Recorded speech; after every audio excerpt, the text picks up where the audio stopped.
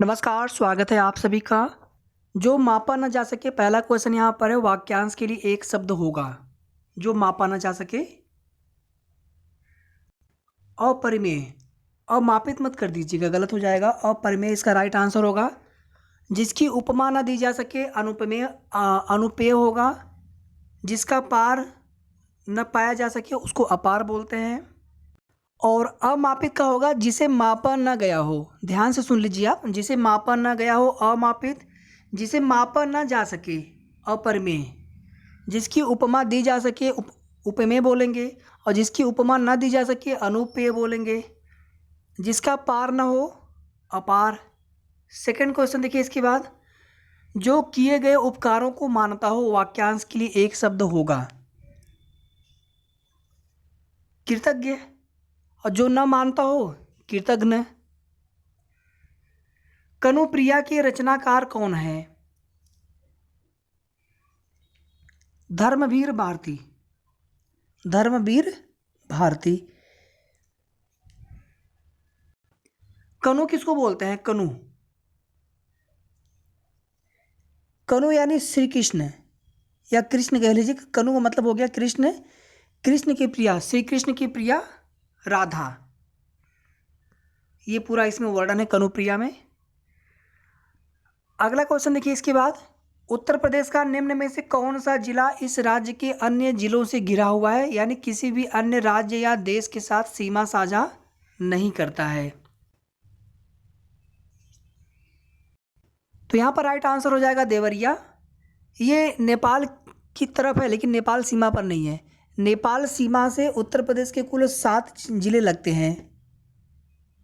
लखीमपुर खीरी हो गया आपका, पीलीभीत हो गया आपका, महाराजगंज है, गोरखपुर है, इसी प्रकार से कुल 7 जिले हैं।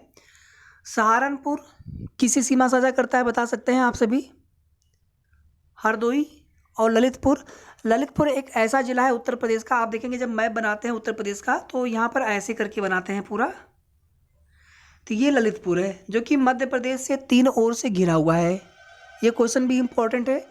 और यहाँ पर है सोनभद्र जिला। सोनभद्र जिला उत्तर प्रदेश का एक ऐसा जिला है जो कुल 4 राज्यों के साथ सीमा साझा करता है, मध्य प्रदेश, छत्तीसगढ़, झारखंड और बिहार। बलिया सबसे पूर्वी जिला है उत्तर प्रदेश का। आप ऐसे कर लीजिए, ये ऊपर उत्तर हो गया, नीचे दक्षिण, इधर पूर्व हो गया, इधर पश्चिम हो गया। सबसे पश्चिम शामली, सबसे पूर्व में बलिया, सबसे दक्षिण में सोनभद्र, और सबसे उत्तर में आपको बताना है कमेंट करके। अगर ना पता हो तो भी आप बताइए, गूगल से सर्च करके बताइए, लेकिन बताइए। और जिन क्वेश्चन के भी आपको आंसर पता हो उनके आप जल्दी जल्दी आप उनके आंसर देते चले, क्योंकि मैं यहाँ पर ज़्यादा समय आपका नहीं लूँगा, फटाफट ये रिवीजन कोर्स है। और वीडियो को आप सभी प्लीज़ लाइक कर दीजिएगा, सभी लोग जितना हो सके आप प्लीज़ शेयर भी कर दीजिएगा, आप सभी से रिक्वेस्ट है। और अगर आपने अभी तक चैनल को सब्सक्राइब न किया हो तो सबसे पहले आप सब्सक्राइब कर लें। अनुभवी सुपरस्टार अमिताभ बच्चन उत्तर प्रदेश के किस शहर में हैं, किस शहर से बिलोंग करते हैं? प्रयागराज, इलाहाबाद। प्रसिद्ध बांके बिहारी मंदिर उत्तर प्रदेश के किस शहर में स्थित है?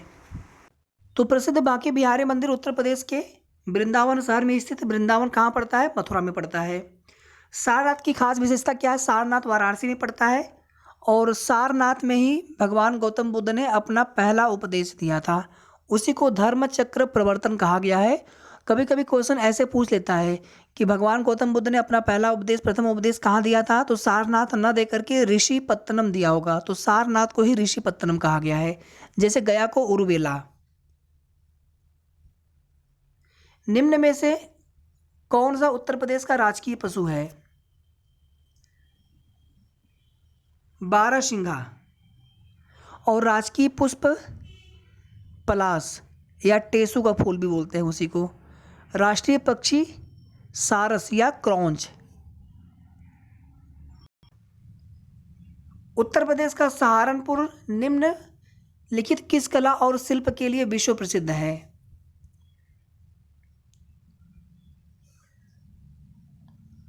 लकड़ी और नक्काशी के लिए।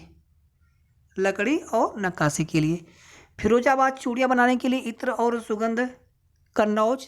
कालीन के लिए भदोही।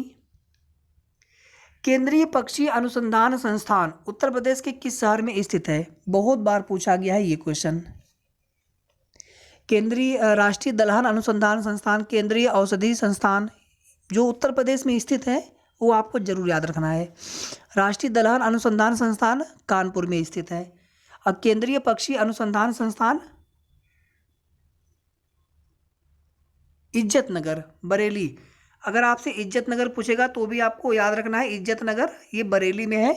यहीं पर केंद्रीय पक्षी अनुसंधान संस्थान स्थित है। 14वीं शताब्दी की प्रसिद्ध मस्जिद जिसे अटाला मस्जिद कहा जाता है उत्तर प्रदेश के किस शहर में स्थित है?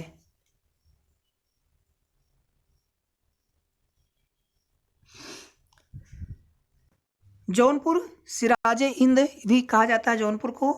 और इस मस्जिद की खास विशेषता ये है कि इसमें मीनारें नहीं हैं, जबकि आप देखेंगे मस्जिदों में मीनारें जरूर होती हैं। किस अधिनियम के द्वारा ब्रिटिश सरकार ने ईस्ट इंडिया कंपनी के चाय व चीनी या चाय शक्कर कह लीजिए के व्यापार का एकाधिकार समाप्त कर दिया?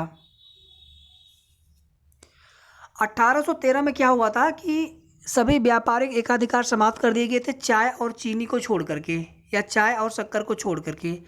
लेकिन 1833 में क्या किया गया, इसको भी, इसके व्यापार के एकाधिकार को भी समाप्त कर दिया ब्रिटिश सरकार ने। ईस्ट इंडिया कंपनी पहले व्यापार पर पूरा एकाधिकार था। 1813 का चार्टर एक्ट आने के बाद केवल चाय और चीनी पर व्यापारिक एकाधिकार रह गया। ईस्ट इंडिया कंपनी का केवल वही व्यापार कर सकते थे। और 1833 में वह व्यापारिक एकाधिकार भी समाप्त कर दिया गया। याद रहेगा आप सभी को। 1773 में रेगुलेटिंग एक्ट आया था। इसमें क्या हुआ था, कलकत्ता में सुप्रीम कोर्ट की स्थापना की गई थी। पिट्स इंडिया एक्ट 1784 में क्या हुआ था, एक बोर्ड गठित किया गया था निगरानी के लिए। क्वेश्चन नंबर 19, निम्न में से किसने गदर पार्टी का गठन किया था? प्रथम विश्व युद्ध के दौरान लाला हरदयाल ने 1913 में, प्रथम विश्व युद्ध से पहले 1913 में। इनका प्रमुख उद्देश्य था स्वतंत्रता की प्राप्ति। इनका संगठन का नाम है अभिनव भारत, बीडी सावरकर के। निघंटू शब्द का अर्थ है, अगर आपको आंसर पता हो तो कमेंट आप करते चलिए। और सेशन को आप लोग प्लीज़ लाइक शेयर कर दीजिएगा वीडियो को, और वीडियो को पूरा देखिएगा। तो निघंटू शब्द का अर्थ होता है वैदिक शब्दों की सूची या शब्दकोश। तो विकल्प के अनुसार यहां पर पहला वाला ऑप्शन करेक्ट हो जाएगा।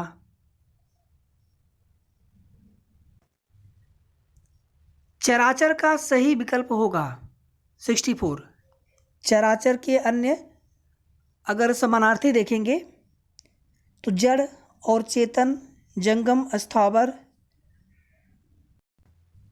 मतलब चर धन अचर, चर प्लस अचर करेंगे यहाँ पर हो जाएगा दीर्घ स्वर संधि, अधन अ मिलके आ बन जाएगा। जड़ एवं चेतन शब्द। सांप का पर्यायवाची शब्द कौन सा नहीं है पूछा है? खग नहीं होगा। खग जो है पक्षियों के लिए बोला जाता है, खग। तो राइट आंसर ये होगा। बाकी अही, सारंग, भुजंग ये सभी सांप के पर्यायवाची हैं। और खग या पक्षी, चिड़िया, पखेरु, गगनचर, बिहग, नभचर ये सभी पक्षी के पर्यायवाची हैं। इंद्र शब्द का समानार्थी शब्द है, इंद्र शब्द का समानार्थी शब्द है। ये पूरे आपके सिलेबस पर है जो पीईटी का सिलेबस है।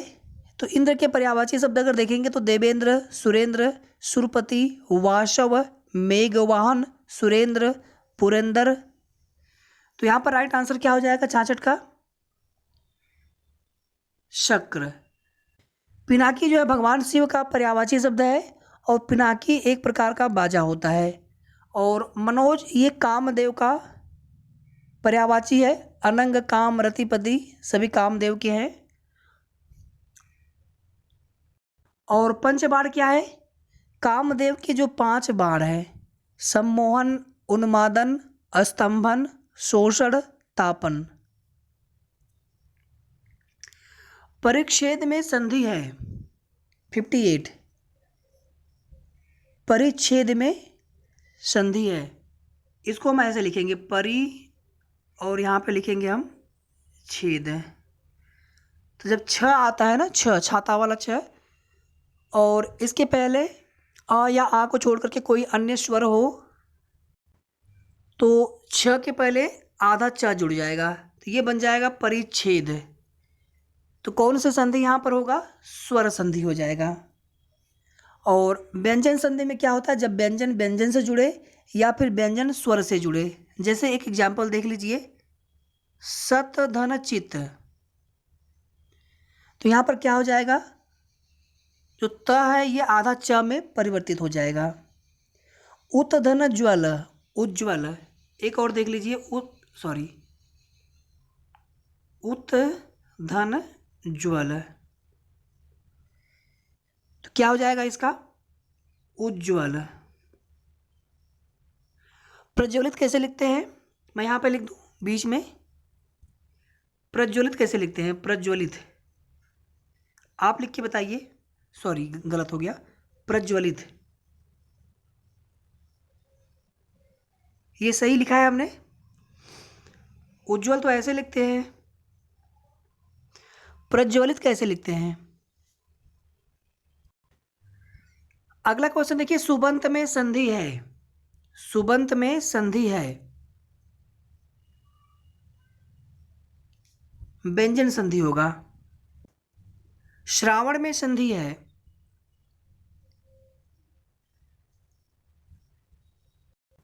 जब ए ऐ ओ औ के बाद कोई दूसरा स्वर आता है, मतलब कोई असमान स्वर आता है ए ऐ ओ औ को छोड़ करके। जैसे ए ऐ के बाद, ए के बाद मान लीजिए आ गया, ई आ गया, ऊ आ गया, तो ए जो होता है अय में परिवर्तित होता है और अय जो होता है आय में परिवर्तित होता है। इसी तरह से ओ जो होता है ये आपका अव में परिवर्तित होता है, और औ जो है आपका औ, ये आपका आव में परिवर्तित होता है। जैसे यहाँ पर देखिए, मान लीजिए हमने लिखा है यहाँ पे पौ धन अक, तो पौ परिवर्तित हो जाएगा पाव में और अक के साथ मिल करके बन जाएगा पावक। तो यहाँ पर श्रावण में यही संधि है और इस संधि का नाम है अयादि संधि, इसको बोलते हैं अयादि संधि। स्वर संधि कुल 5 प्रकार के होते हैं, गुण, यड़, अयादि, वृद्धि और दीर्घ संधि। गुण में क्या होता है? अ या फिर आ के बाद ई उ री आते हैं, और यड़ में क्या होता है? ई उ के बाद कोई असमान स्वर आए। वृद्धि संधि में क्या होता है? अ या आ के बाद ए ऐ ओ औ आते हैं, और अयादि संधि हमने आपको अभी भी बता दी। थोड़ा सा सुन लीजिए केवल। गुण संधि में जैसे अ या आ के बाद ई, छोटी ई या फिर बड़ी ई आए, तो क्या हो जाएगा? ए हो जाएगा।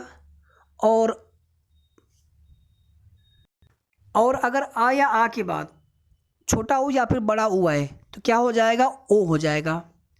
मतलब ये अ हो गया आपका, ये आपका आ हो गया। इसके बाद चाहे छोटी ई आए चाहे बड़ी ई आए, ये हमेशा क्या बन जाएगा? ए बन जाएगा। और अगर अ या आ के बाद ऊ आए या फिर बड़ा ऊ आए तो ये बन जाएगा हमेशा ओ में। ये हो गया गुण संधि। और अगर यहीं पर ऐसा होता जहाँ पर ये ई या फिर बड़ी ई है, अगर यहाँ पर ए या फिर ऐ आ जाता अ या आ के बाद, तो ये बन जाता आय। ए या ऐ आए तो क्या बन जाएगा? आय बन जाएगा। ये वृद्धि संधि हो जाएगा। इसी तरह से ऊ या बड़ा ऊ के स्थान पे अ या आ के बाद अगर ओ आए चाहे औ आए तो ये क्या बन जाएगा? औ बन जाएगा।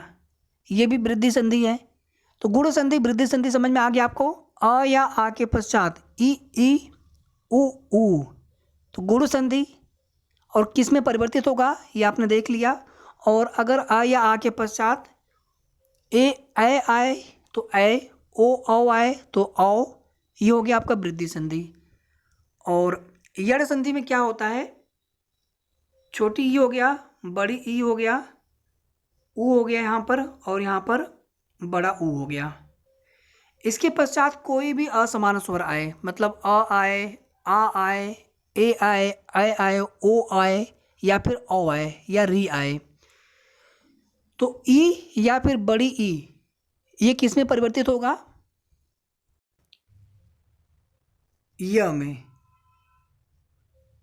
ऊ या बड़ा ऊ किस में परिवर्तित होगा? व में।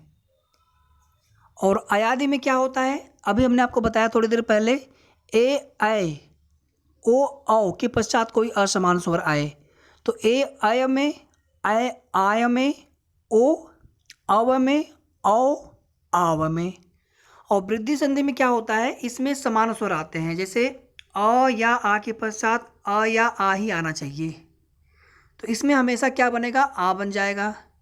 इसी तरह से छोटी ई और बड़ी ई है, इसके पश्चात छोटी ई या फिर बड़ी ई ही आना चाहिए, तो इसमें हमेशा बड़ी ई बन जाएगा। इसी तरह से ए ऐ के पश्चात ए या फिर ऐ ही आना चाहिए, तो हमेशा बड़ा ऐ बन जाएगा। ऐ कह लीजिए, बड़ा नहीं, केवल ऐ कह लीजिए। ओ औ के पश्चात ओ औ ही आना चाहिए, तो क्या हो जाएगा? औ। संधि बस इतना ही है। और व्यंजन और विसर्ग संधि में केवल नियम होते हैं, उसमें कोई प्रकार नहीं होता। याद रखिएगा, स्वर संधि के 5 प्रकार होते हैं और विसर्ग और व्यंजन में केवल नियम होते हैं। निम्न में से पुल्लिंग शब्द है। हमेशा आप सर्वनाम, मेरा मेरी, विशेषण अच्छा अच्छी, क्रिया जाना, रहना खाना, और इसी तरह से वह जा रहा है तो उसका वह जा रही है तो स्त्रीलिंग हो जाएगा। इस प्रकार से आप पहचान करिएगा, कभी क्वेश्चन आपका गलत नहीं होगा कुछ अपवादों को छोड़ करके। तो व्यय किया जाता है, व्यय किया जाता है, व्यय एक क्या है? पुल्लिंग शब्द हो जाएगा।